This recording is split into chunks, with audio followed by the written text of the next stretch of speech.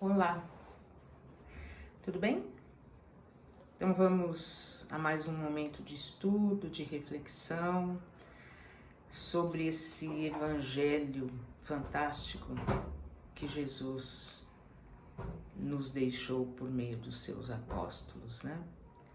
Então vamos nos preparando para mais esse momento. Vamos procurando, cerrando um pouquinho os nossos olhos, serenar o nosso ser, estreitar a nossa ligação com o nosso mentor, com a nossa mentora, nos acalmando, rogando que estejamos receptivos à lição que hoje nos é trazida pelos amigos espirituais. Estreitamos a nossa ligação com a Casa Raio Luz, com a equipe espiritual desta casa tão amorosa, que nos inspira e nos fortalece. E vamos buscando as paragens de Nossa Mãe Santíssima, Maria de Nazaré, rogando que possa nos envolver em seu manto de luz, aquietando as nossas preocupações, as nossas dores mais íntimas, rogando assim que nos eleve até o seu Filho, e rogamos a Ti, Mestre, que seja conosco mais uma vez, iluminando a nossa mente, o nosso coração, para que tenhamos o entendimento melhor dos Teus ensinamentos e com isso mudando as nossas atitudes para que possamos crescer espiritualmente. E assim então nós rogamos que nos eleve em sintonia para que possamos louvar ao Senhor da vida, Pai bendito de amor e de misericórdia. Quando nós oramos, Pai nosso que estais nos céus, santificado seja o vosso nome, venha a nós o vosso reino, seja feita a vossa vontade, assim na terra como no céu. O pão nosso de cada dia dá-nos hoje, perdoa as nossas dívidas, assim como perdoamos os nossos devedores. E não nos deixeis cair em tentação, mas livra-nos de todo mal, Pai. Que assim seja. Então, hoje nós vamos conversar sobre uma das passagens de Jesus, que é o Sermão da Montanha, que ele proferiu no Vale do Ula, se não me engano essa pronúncia, não sei corretamente, que é um local, dizem que um santuário da natureza, hoje que ele fica entre as colinas de Golã, o mar da Galileia e a nascente do rio Jordão, né? E Gandhi disse que se não houvesse mais nenhum ensinamento, nada que tivesse para que o homem pudesse adotar como roteiro de vida, se tivesse apenas o Sermão da Montanha, ele não precisaria mais nada. Tão rico é esse sermão de ensinamentos, de orientações para que nós possamos conduzir a nossa vida. E hoje nós vamos falar sobre uma das bem-aventuranças, que é bem-aventurados os aflitos, ou os que choram em alguns, porque serão consolados. Então, nós temos as nossas dificuldades, nós estamos num planeta de expiação e prova, transformando-nos já no processo bem avançado, assim, em andamento, né, para um planeta de regeneração, mas ainda com muita evidência da necessidade da dor e do sofrimento para o nosso processo de aprendizado espiritual, né? E por que nós sofremos? Alguns sofrem mais, outros sofrem menos.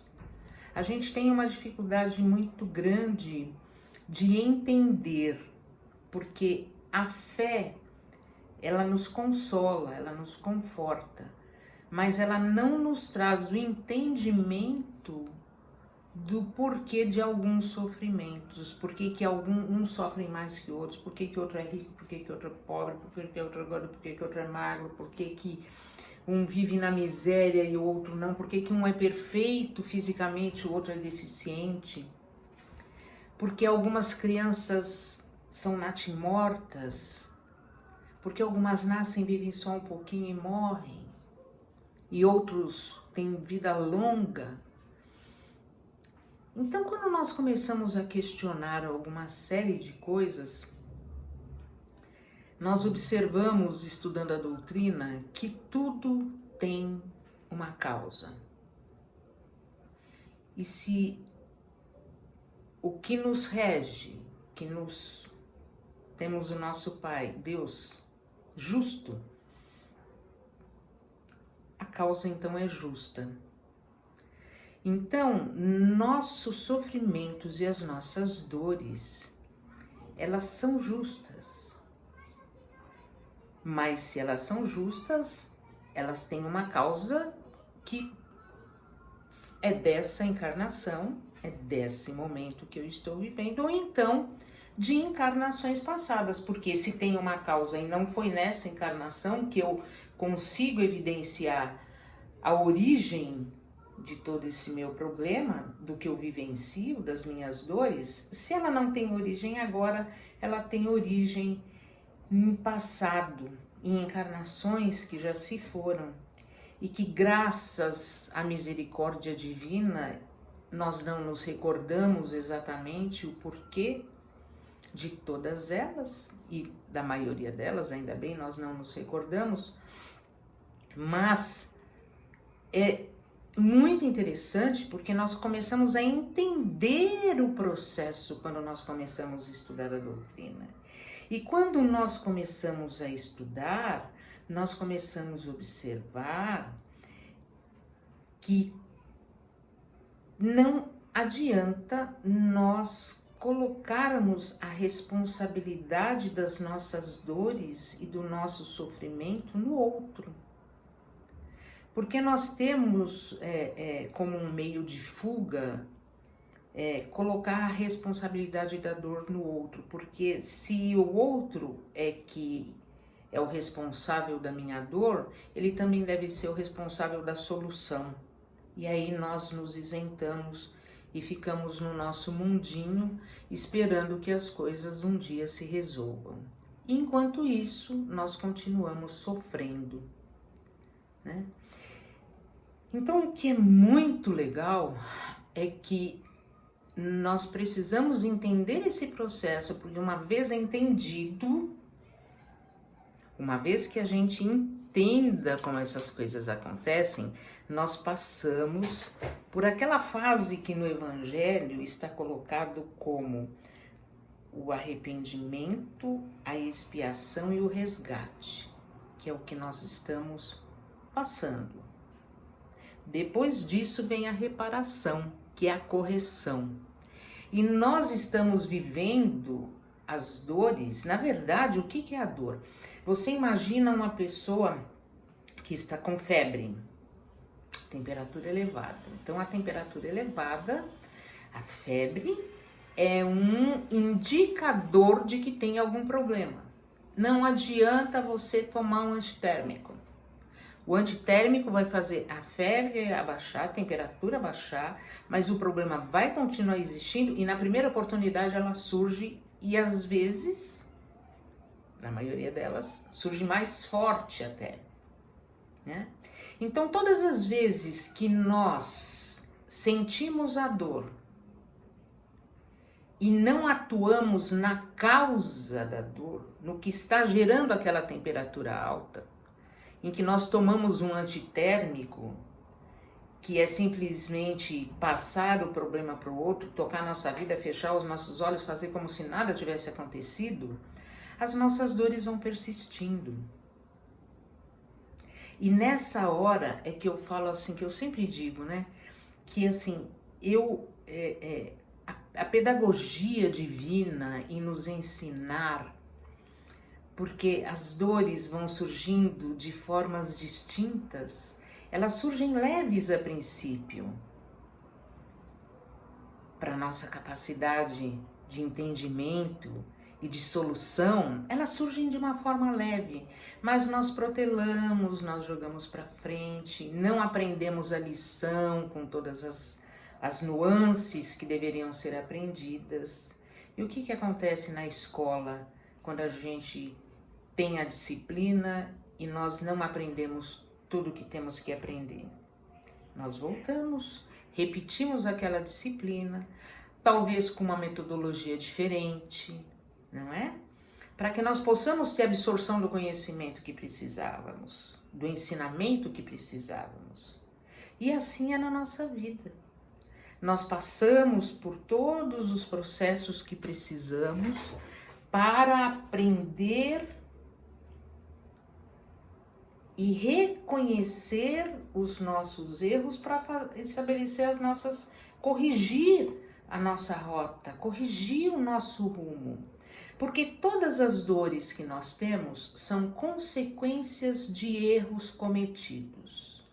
Quando nós cometemos erros, é porque nós somos ignorantes da existência de leis divinas que deveriam estar sendo cumpridas. Quando nós não cumprimos essas leis, nós estabelecemos consequências futuras para nós pelo não cumprimento das mesmas. Por isso que é tão importante a gente estudar o Evangelho, não estudar crescimento, tudo bem, mas estudar o Evangelho de Jesus, eu não falo doutrina, mas estudar para que a gente possa entender essas leis divinas. Eu falo particularmente da doutrina, porque a doutrina, no Livro dos Espíritos, você tem as lições, eles falam das leis, e fica muito rico para que a gente possa começar a tecer um rumo e entendimento para diminuir a nossa própria dor, né? Conhecerei a verdade e ela vos libertará. Para que nós possamos errar menos e assim sofrer menos. Mas quando a gente volta lá na bem-aventurança, então está escrito assim: bem-aventurados os aflitos, porque serão consolados, ou os que choram, porque serão consolados. Então, quer dizer que todos nós, então, seremos consolados, não é? Sim, mas depende de como você chora, porque todos nós choramos. Mas esse nosso choro é um choro de reconhecimento daquela dor, entendimento daquela dor, aceitação daquela dor. Porque quando Jesus falou a bem-aventurança, ele não falou assim: bem-aventurados os revoltados. Ele não falou bem-aventurados aquelas criaturas que se irritam com as dificuldades e os problemas. Não, que se revoltam. Não é isso que está escrito. Então nós temos que entender esse chorar e esse aflito que é colocado, porque é um exercício muito grande que a gente tem que ter de aceitação, de paciência, de perseverança diante das dificuldades e das dores. Quando nós vemos uma comparação, uma analogia, quando nós temos um atleta, aqueles atletas de ponta que têm altas metas, né? Os treinos, o esforço que ele faz é um esforço muito grande, que muitas vezes traz dores, né, para ele. Dores musculares, dores outras. É uma dor que ele suporta muito tranquilamente, porque ele sabe do objetivo que ele tem estabelecido. Essa dor é consequência do processo dele atingir aquele objetivo que ele colocou. Então ele suporta com tranquilidade, né? Ele sabe que é consequência do esforço que ele fez. Mas fazendo uma analogia com as pessoas que têm problemas, dores físicas constantes e que não fazem esse esforço e que se revoltam com a dor que têm. Percebe a diferença na aceitação da dor e não aceitação da dor? De entender, porque nós não entendemos o porquê nós temos aquela dor. Nós não procuramos o objetivo de eu estar passando por aquela dor, aquele sofrimento, no meu processo de crescimento espiritual. Então, quando se fala, o entendimento de quando Jesus fala, bem-aventurados os aflitos, nós temos que começar a nos voltar para nós mesmos e procurar entender o contexto das nossas dificuldades, o contexto das nossas dores. E uma coisa que nós vemos muito são as pessoas reclamarem das suas dores, reclamarem dos seus problemas, reclamarem das suas dificuldades. E toda vez que a gente reclama de alguma coisa, nós potencializamos aquilo na nossa vida. Por quê? Porque nós focamos a nossa atenção naquilo. Não é interessante? Então, se eu tenho um problema que é uma dificuldade de movimento que eu tenho, em vez de eu procurar alguma outra forma de eu me movimentar, de eu melhorar aquilo, não. Eu fico só falando daquilo, Aquilo se agrava, parece que vai adquirindo mais peso, vai se consolidando ainda mais em mim. Quando eu falo da minha angústia em relação a alguma dor que eu tenho, alguma mágoa que eu tenho, se eu não trabalho isso da forma adequada, eu começo a desenvolver uma raiva profunda da outra criatura.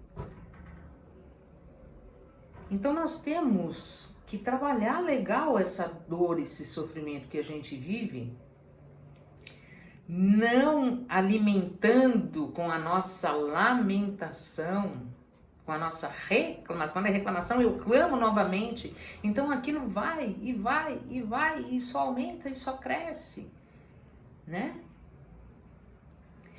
Certa feita, eu li numa mensagem de mentor, em que o mentor dizia assim: para você secar as suas lágrimas, a melhor forma é você secar a lágrima do outro. E quando eu li isso a primeira vez, eu não entendi. Eu falei, como assim? Já basta a minha, eu tenho que olhar o outro? Como que é isso? E é muito interessante, porque quando você começa a olhar o outro, você começa a identificar que não é só você que tem dores, não é só você que tem problemas. E que, na maioria das vezes, a dor do outro é muito maior que a sua. E você que se achava dentro do seu mundo de lamentações, né? Tão aflito e angustiado, você começa a ver que tem muita coisa por aí, e aí você começa a reconhecer o quão abençoado você é, o quanto abençoado nós somos, mesmo com todas as dificuldades, mesmo com todas as dores. Hoje a gente consegue levantar bem, amanhã não, mas depois da manhã a gente levanta bem de novo. Faz parte do nosso processo, às vezes até para nos lembrar que nós precisamos continuar nos cuidando, precisamos continuar nos olhando. Tem uma historinha, deixa eu ver só se eu acho ela aqui, que eu tinha separado, e que ela, nesse sentido, para mim, eu acho ela muito representativa, que é de uma mãe,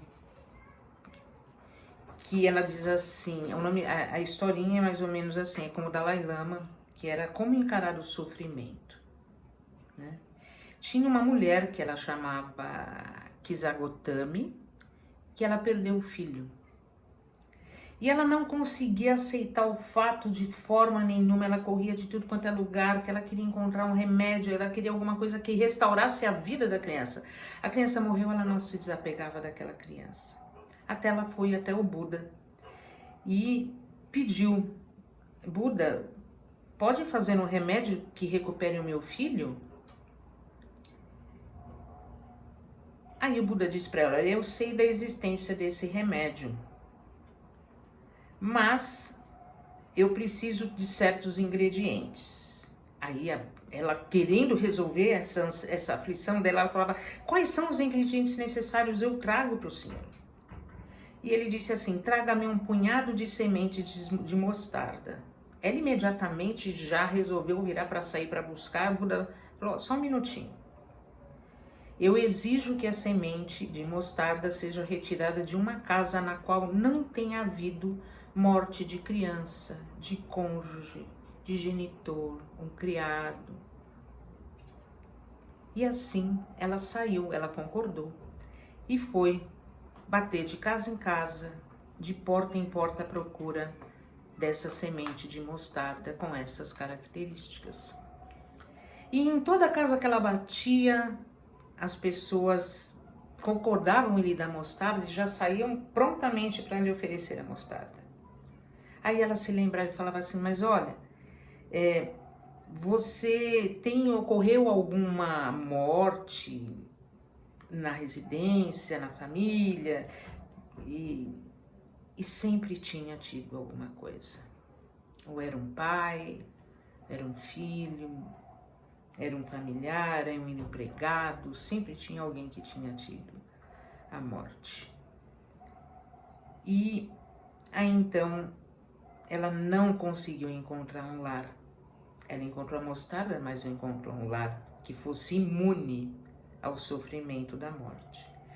Vendo então, reconhecendo que ela não estava só na sua dor, ela se desapegou do corpo do filho e voltou para Buda, né? Foi lá e disse, né, com compaixão: você achava que só você tinha perdido um filho?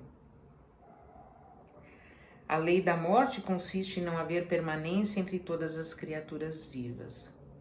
Mas o que fica para nós é que, independente da morte, é a dor. É uma coisa inerente no estágio evolutivo que nós nos encontramos. E nós, essa lição que Buda mostra para ela, que na verdade olha para a dor do outro. O outro precisa muitas vezes do teu ombro, do teu ouvido, do teu abraço, mesmo em tempos de pandemia, com máscara e tudo, né? Enfim, de distanciamento, mas não necessariamente um abraço físico, mas aquele abraço espiritual que você sente o carinho. Nós podemos fazer isso. E todas as vezes que nós fazemos isso, nós estamos enxugando a lágrima do outro. E quando você enxuga a lágrima do outro, o seu coração parece que aquece um pouco mais. E quando ele aquece um pouco mais, ele começa a secar as tuas lágrimas. E aí, parece que ele vai aliviando o teu sofrimento. Porque você começa a ver que o teu sofrimento é muito pequeno. E você começa a ter uma aceitação maior do que você vivencia. E quando isso começa a acontecer, você começa a ter alegria. Olha só, você começa...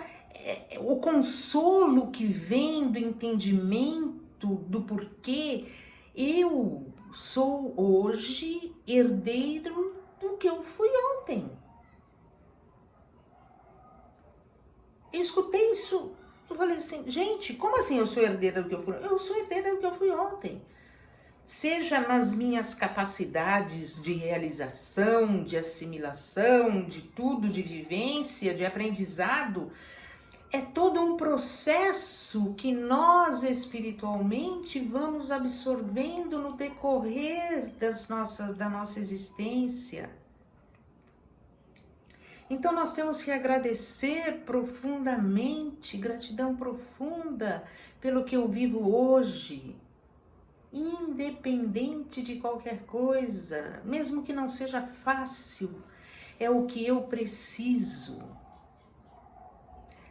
Uma coisa que está lá no Evangelho, né, é que existem as dores que nós trazemos